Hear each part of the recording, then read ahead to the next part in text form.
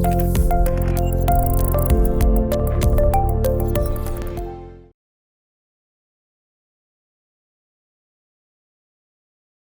right, welcome to the How To Into podcast. I'm your host, Jesse and Claire. Today, we are super excited to bring awareness about a small minority that not a lot of people really consider or think about, but it's really big in our community, and we really need to rally together, in my personal opinion, to bring awareness to the situation and help out, especially with all the crazy that's going on in this world. And we have a great militia, and we have great people that are serving for our country. And so we have our guest, Danielle Lankford, with us today, who's going to talk about supporting military spouses. So welcome, Danielle. How are you doing today? I'm good. Thanks for having me. Awesome. Thanks so much for joining. And Claire, also, thanks, man. Always. We love doing this. And so, Danielle, we really appreciate it. Kind of give us your background and why you have selected yourself to really be the mouth of supporting military spouses. Yeah, well, I think it's obvious that I am a military spouse. I met my husband in high school. We were high school sweethearts, and he was joining the Air Force as we were graduating. And he kind of said to me right after basic training, I got orders to England. Do you want to come? And that was his marriage proposal. So, short and sweet. Yeah, so we got married. We actually just celebrated our 10th anniversary, although he is deployed right now. Yes, thank you.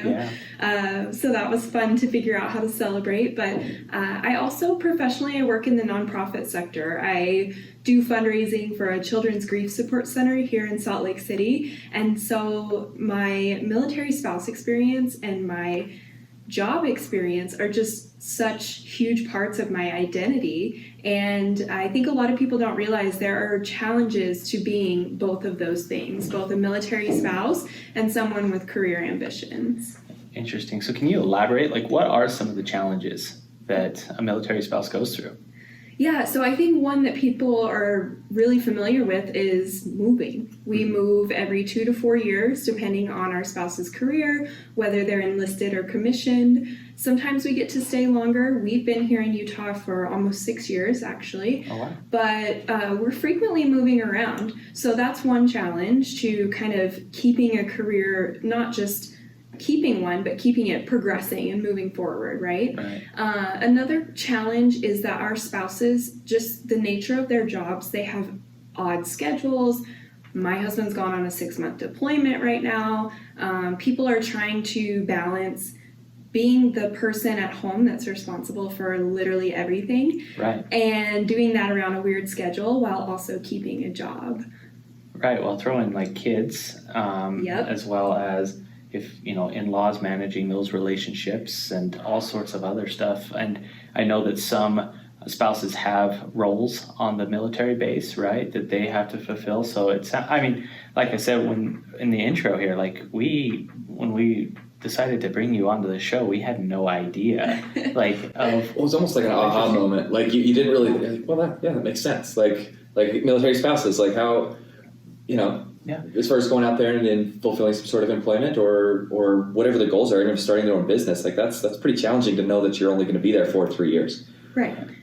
Yeah, a lot of people don't know. Only 1% of our population serves in the armed forces, and then even smaller than that, we have about 92% of military spouses are women, and about 8% are men. So there are some surprising statistics there. Yeah, that's just intriguing to me. As I was sitting here, more information just kind of filling my brain, right? Like you said, that aha moment. Exactly. Especially since the men and women that go and serve our country, that in itself is extremely valiant and I guess just important, obviously, for all of our safety. So, we hear stories about VA benefits and, soldiers coming home with postpartum depression, things like that, and they're not getting the resources that they need already. But then to add on to the fact that their spouses are suffering too, and can't even get a job, right? Yeah. And we're not talking I feel like most people could go get a job at a McDonald's or something like that, but sure. An actual good paying something job fulfilling, and not a knock on anyone that works at McDonald's, of course, but Yeah. something that is fulfilling. Like, I don't personally like working in fast food. I did it in high school, but I like doing more of like a networking type of thing. But if I was not able to do that because of the system or structure, that would be extremely challenging in my opinion. So that's really interesting. So why did you decide to get behind this movement? My own personal experience, I was frustrated, to be quite honest. Like I said, I wanted to have a career, and I didn't meet a whole lot of people like me. And I don't think it's because there weren't people like me out there. I think it's because there are so many, like you said, structural barriers that people just, even in the military community, they don't put two and two together and even think I can have a career and be a military spouse. Right. So I just wasn't meeting a whole lot of people like me, and I decided to start volunteering and seek out people like me. I love it. And so when you started volunteering, like, give us an example or experience. I mean, because I'm assuming anytime you take a step in a leadership role like that people just start coming out of the woodwork, right? Like, they just come out of nowhere and they're like, thank you. Yeah. Right? So kind of give us an idea what that looked like. Yeah, for sure. So I started basically a networking group for military spouses here in Utah. And a lot of conversations got started with people like myself who were pretty established in their careers. But one of my favorite experiences was we were having a networking event, and there was a woman who decided to come. This was, of course, when we were still able to meet in person. Right. And she said that her husband had really encouraged her to come and join us. And she was kind of like, I only have a high school diploma. Like, I don't know, this is like a professional network. I don't know if I really fit in with these people. Like, I'm not sure. But that night we were talking about salary negotiation. Mm-hmm. And he said, what can it hurt to go and learn something about that? And so she showed up, and she was really nervous. And by the end of our meeting, she started to get really relaxed. And what ended up happening was she just had this like burst of emotion, mm-hmm. and was like, I really learned a lot of things, and I didn't know that someone like me could learn a lot from this group of people. And my favorite part about this experience was that all these people in the room started building her up and saying, like, I can see already that you're really good at this, and I can see that you would be really good fit for this type of role. And that to me is just like what our community does. We have this unique ability to see things in people that we just met, to be supportive of people that we just met, because we have to do that all the time. And so that was a really like amazing moment for me to know that I had helped her make those connections. And by the end of the night, she was getting everyone's business card, like, come and work for my company, like, great. Yeah, I'll put in a good word for you. And so it was really cool. That's amazing. And like, all of a sudden my brain is just opening up a bunch of rabbit holes right now of like where to go with this conversation. Because you mentioned a salary negotiation meeting, right? And that, like, in itself is important anyways, but like, we already know that statistically, we see it on the news all the time, that women are lobbying for higher raises or to be equal pay as men. So like, what does a networking meeting like that look like in general? Like, yeah, so usually we take a few minutes to just chat, typical networking type stuff. Hey, where do you work? What do you do? And one thing that's important about that is the representation, right? Because as a military spouse, you may not have considered having a career, and then all of a sudden you meet someone who's like you, who has a career in something that maybe you didn't consider before, but now you are because you've met this person and they're real to you.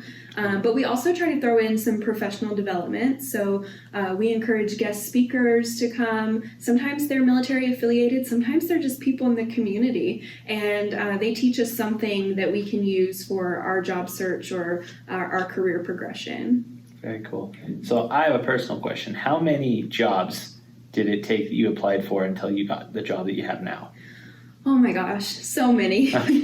So many. And I have 2 degrees. I have a bachelor's and a master's degree. In what fields? Political science and nonprofit administration. Okay. So I come with, 5, almost 6 years of experience now. And I tend to get interviews, and a lot of military spouses do, And sometimes there's like these gaps in our resume, or there's like, oh, you lived in Florida and then you worked in New York, and then, you know, all these things that kind of tip people off. Right. And that's usually where the problems start to happen. Interesting. Yeah. Well, that's what I was going to ask. Was I wonder, like, the challenge, because we want to obviously rise above that challenge. Is it more with what you see? Is it more with like the employers then looking at that and being like, or is it more like somebody saying, I don't know if I fit that role, or kind of nervous about themselves? What? I think it's a combination of both. Okay. So military spouses are 92% women. Okay. Women in general, you know, we find it harder to ask for things, to like apply for a role if we don't have 100% of the qualifications. Sure.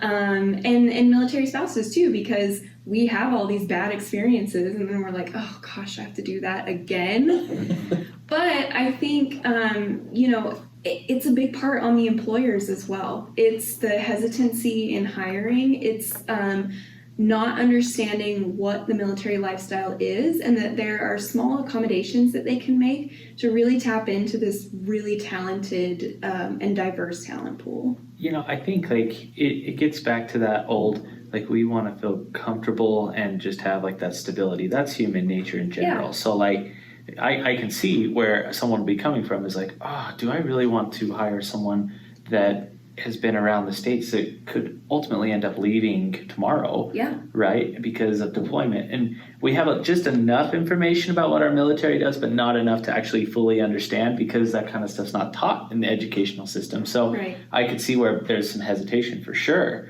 So like, when you're talking to these women or men, any spouse, what kind of tips and tricks are you giving them to ace that interview and to try to get the job? I encourage them to own it. And I know that a lot of people will say not to do this. So this is my personal opinion. Okay. I will tell you about the job I have now. When I was interviewing, they sort of were asking me about the fact that I had lived in Europe. I mean, that's hard to hide. Right. And I didn't feel the need to hide that I was a spouse. It was just kind of like, it was actually intriguing to him. And so I think when you try to be like, well, it's my spouse's job that had us moving around, right. And I think that shows a level of nervousness, where if you just are confident and own it and say, yeah, I've lived a lot of places, and that's why I can bring a unique viewpoint to your company, and I will give you 110%. That shows a level of confidence that will come off well in an interview, I think. And I think confidence is key. I mean, Claire, you and I have talked to many people on this show, like and people in general, and the people that really just have that confidence and own it, right? To me, they stand out. Like, hey, like when you reached out to us about coming onto this show, it's like, I love that. I love that you own this, the space that you're in, and you're going to come and even put yourself out there and go for it. So like, for me, that shows just extreme confidence and understanding in what, you're trying to accomplish. And I think that more people need to have that. And obviously, that's not in everyone's nature to have that confidence. We're all different. But I think that owning and being proud of what you have is something that, really needs to be magnified when you're sitting in a job interview, for sure. I mean, I agree 100%. Like, maybe other people say not to, but I'm all about just owning your situation. I am too, but I think that, like Danielle just mentioned, that it's there's got to be a lot of advantages to have been traveling and being in so many places. So Yes. that, to me, that's why I would want to own it, is because I've moved around, but this is what I've learned, and this is what I bring. Yes. So what kind of things have you learned from traveling around and that you've shared with employers? Oh my gosh. Well, I have learned that I have to think on my feet. I mean, my husband was in a job at one point where he could leave at a moment's notice. And so I have to constantly be prepared to be responsible for everything in the household. I have learned to really be able to talk with people from different viewpoints, different backgrounds, different ages. I mean, the military community is a global community. We have a lot of spouses that marry into the military who are not from this country, or who are from different parts of the country. And so just knowing how to relate to and have conversations with those people, I think, is a real asset. Absolutely. Sounds like it just sounds like leadership is basically what you explained. But when I thought about it, it's like these are the qualities of leaders, is gaining these qualities, gaining trust of people around them, and being able to do that in various settings. I don't think a lot of people get that kind of opportunity. Yeah. No, absolutely not. And I think that maybe this is just me speaking with my lack of information that I have, but I think that, a lot of women don't give themselves enough credit in general. And I think that when someone brings up to me personally, like, hey, I'm in the military, instant respect goes up for that person because they're willing to risk their lives.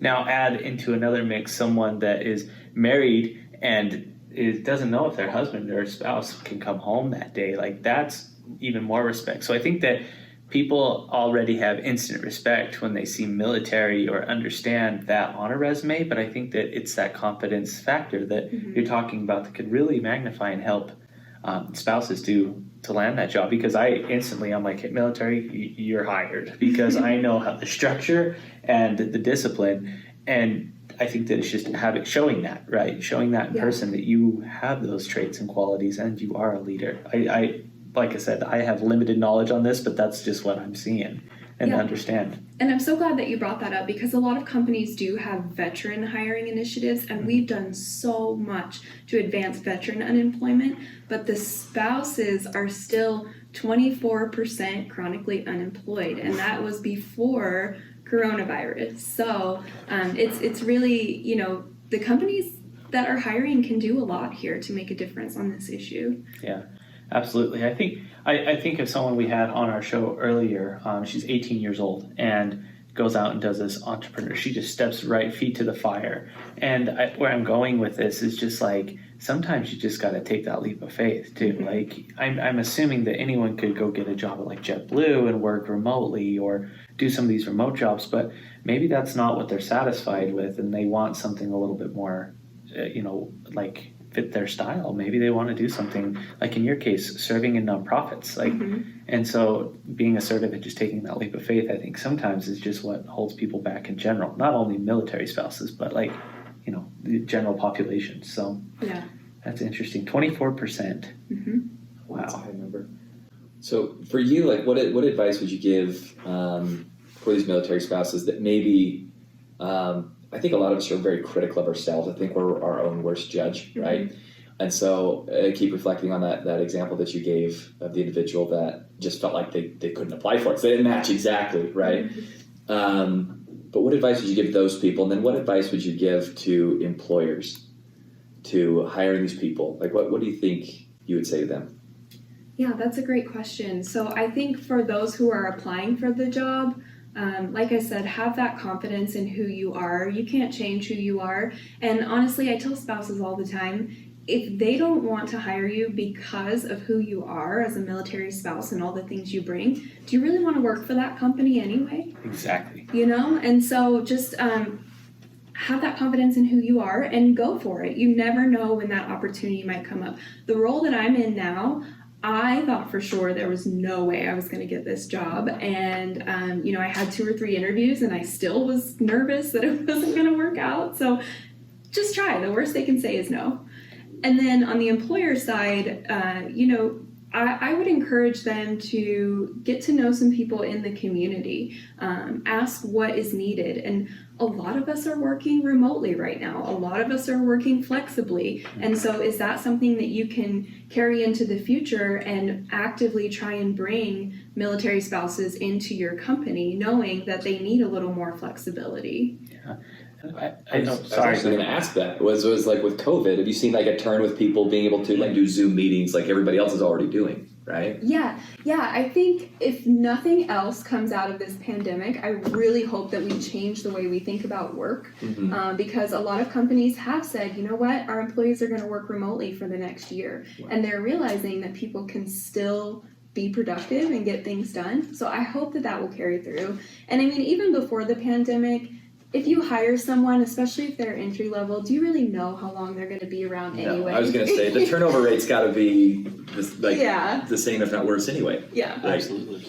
Yeah, I mean, I'm just sitting here thinking, like, because my biggest philosophy in life is you don't know until you try, so just try it. But like, I'm thinking everyone has certain skills and attributes that can't be replaced by someone else. Right. Maybe someone has that, but in the workplace, there's just certain things like, I don't know if you've ever worked where a boss has come up and said, I don't know how we could run this business without you, right? Like everyone has those features in a business in general, but I just think like, having that determination just to try it, whether it's starting your own YouTube channel or starting a podcast, let's just say, like, just go out there and try it. Yeah. Take that job interview, right? And so I love that. And what I think I love about this the most is the fact that you have support groups that actually encourage people to go out and try it and do that.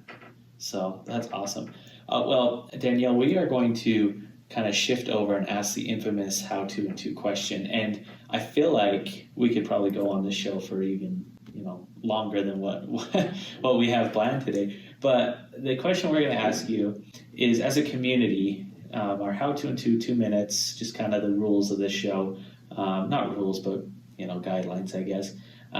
In 2 minutes, how can we as a community support military spouses and let's say the military in general?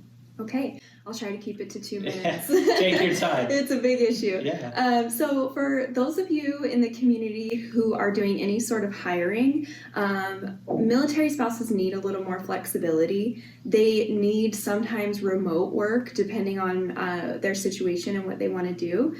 And they also need to know that you want to hire them because, like I said, we've all had those bad experiences where someone has caught on to how much we've moved around.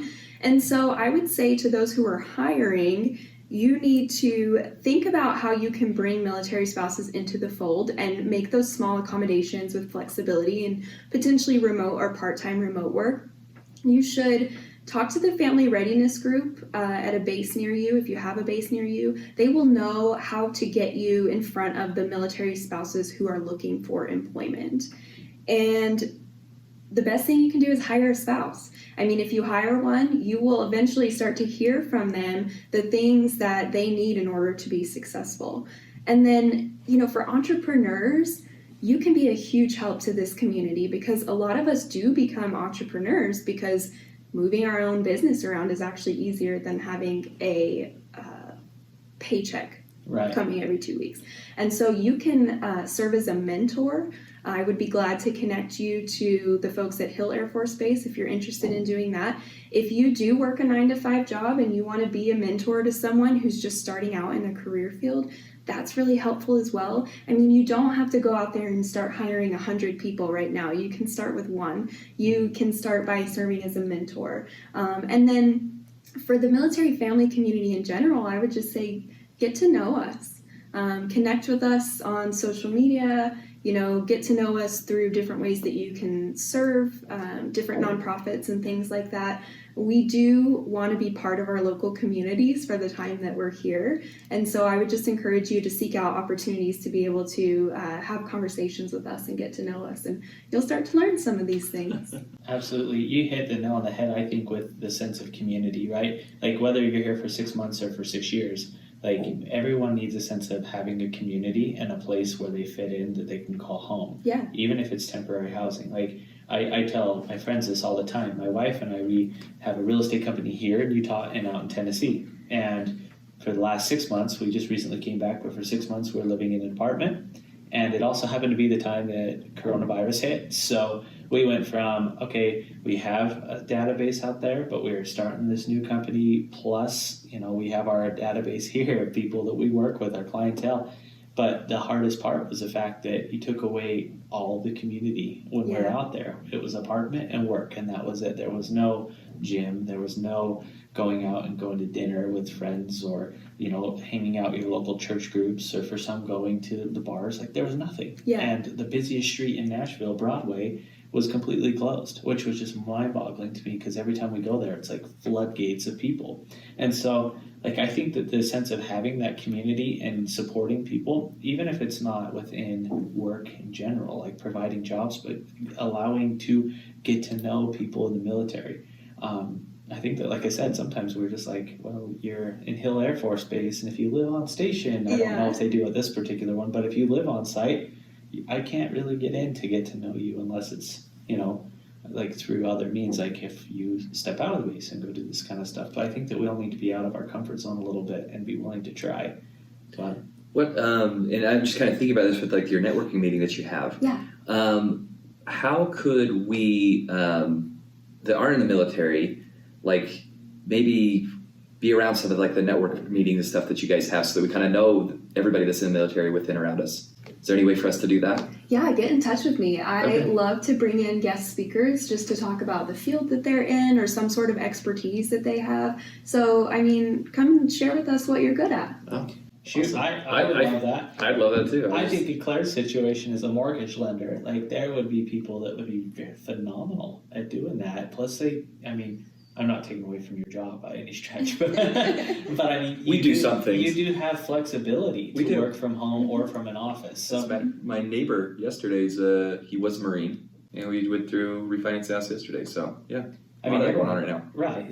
I just think like you would be great. I could do it from a real estate standpoint to a degree, but even I was just, and I feel kind of silly now, but I was just on the hunt for like a processor, somebody to be able to process loans, and I really, really needed somebody, and it's right there in front of me. I didn't even know it. So yeah, and that's something they could do remotely. Like they could do it from home.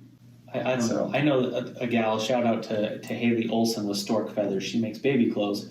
But she hires sewers all around the United States to sew baby clothes for her business. And she's consistently hiring because her business is growing. And I think that not everyone can sew and not everyone has a sewing machine. But I do think that there are people out there that will have a passion for that would love to get connected with those type of businesses. Like I said, I'm going down all sorts of rabbit holes. That's what I was thinking. I was like, man, that'd be cool to go, mingle with everybody and kind of get to know people. So I mean, very rarely do I like just jump behind a cause like instantly like that. Then I'm just all about it right now. So that's awesome. Well, Danielle, we really appreciate you coming on the show. Did you have anything else you wanted to talk about? Because the mic is yours. We want to make this a big awareness for people. Yeah, no, I just want to thank you so much for having me on. It is opportunities like this that help me to connect spouses to these sorts of opportunities. And, people just don't know what they don't know, and that's okay. And that's why I'm here to educate. And if there's some way that people can get involved, then that is wonderful, even if it's a small thing. Absolutely. How can people contact or reach out to you? So I do most of sharing this information on my LinkedIn and my Twitter. Okay. I am on Instagram, but full disclosure, it's mostly pictures of my dogs and horses. Awesome. But yeah, you can find me there as well. Very cool. Great. And for those that are listening on the audio portion, if you jump over to our YouTube channel, you'll find Danielle's information on the video that we're recording today, as well as, like she said, you can visit her on LinkedIn, as well as Twitter. So this is really cool. And I encourage anyone that's listening to this, whether they're a military spouse or not, to jump on board and really support the military in ways that can support. You don't have to do much, right? You should just give a job referral or, try to sympathize a little bit, have a little more empathy for people that are going through this, because people definitely sacrifice to be in the military for our freedom here. Yeah, I agree. No, and thank you so much for coming on, Danielle. Like I said, it's opened my eyes quite a bit. That's something I didn't even know was there. And we were talking about it. I have a military family that I didn't even think about it when my brother was deployed. That my sister-in-law Shelly would have. She's actually started making cakes and she's actually really incredible at it. Nice. But yeah, she's been posting those on Instagram, and I think she's done some collaborations. But I've been really impressed. So yeah. I think the main takeaway is just go try it. Right? Yeah, exactly. Jump in and try it. Hire a military spouse, or if you're a military spouse, just go try. Or even if you're going to hire, like Danielle mentioned, go to the networking meeting, talk about what your business is. Yeah. Like I said, they're perfect leadership positions. Yeah, perfect. Like that's what I've been thinking about this whole time. And I'm sure that the listeners that are tuning into this podcast as well may get a sense of urgency as well, like, hey, let's do something. And we encourage you guys to go out there and go share your job description and let Danielle know, or some of these other people know on military bases, that you're hiring and that you're willing to, because I think that would definitely make the process easier as well. Yeah, so I agree. Well, Danielle, it's been an absolute pleasure. Like I said, thank you so much for opening our eyes to something we had no idea really existed, and it's extremely important. So we appreciate you coming on, and hope you have a wonderful day, and a year from now, let's get you back on and see what has happened from the scope of this podcast. It'd be fun. Yeah, that sounds great. Thanks so much, you guys. Thank you.